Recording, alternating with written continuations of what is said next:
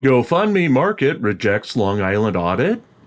As expected, steep drops in support for SeanPaul Long Island Audit Reyes were observed on Friday as his campaign to raise $10,000 to defend himself from contempt charges in Nassau County, New York, has started to fizzle. After 2 days of hauling in thousands of dollars from his fans, Friday's take peaked at $133 to take the day for the Support Freedom Stand Against Tyranny Together Fund. While it was the only fund that saw a donation, with even our own ongoing expenses fund drawing blanks, the drastic drop-off in participation should be worrisome to the perceived king of all First Amendment auditors. The drop-off by Reyes was more than likely caused by the fact that he did not live stream or put out more than a simple short promoting his arrest on Friday. Much like his other recent GoFundMe campaigns, Reyes starts with a huge splash but tends to forget about the campaign without pursuing the promotion or outrage needed in order to maintain the intake of funds from his supporters.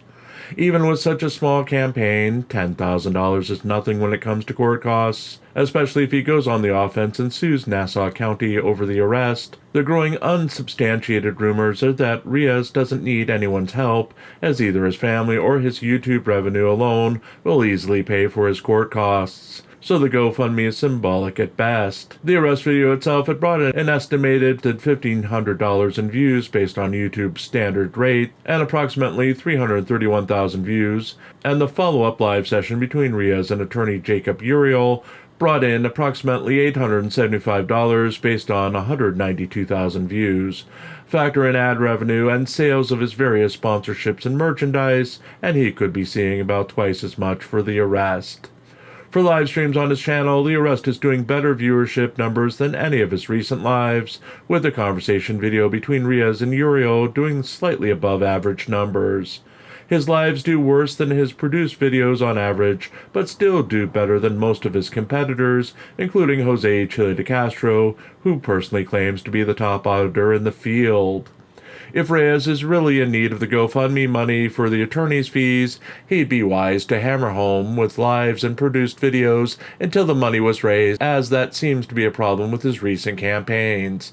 Not one has reached a set goal, even after a year's worth of promotion, as he just doesn't seem to put the effort into closing out the deal for whatever reason. We'll look further into completion rates in tomorrow's column, but for now, Reyes has stalled at a 38% completion rate and may be stuck there for a while unless he puts out another video or has a source of new outrage to give his fans a reason to give him donations.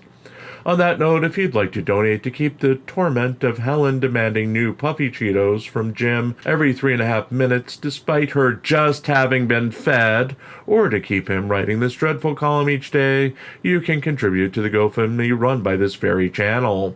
All proceeds go to keeping the lights on, eating, and writing new stories to feature here and on ReallyCoolSite.org.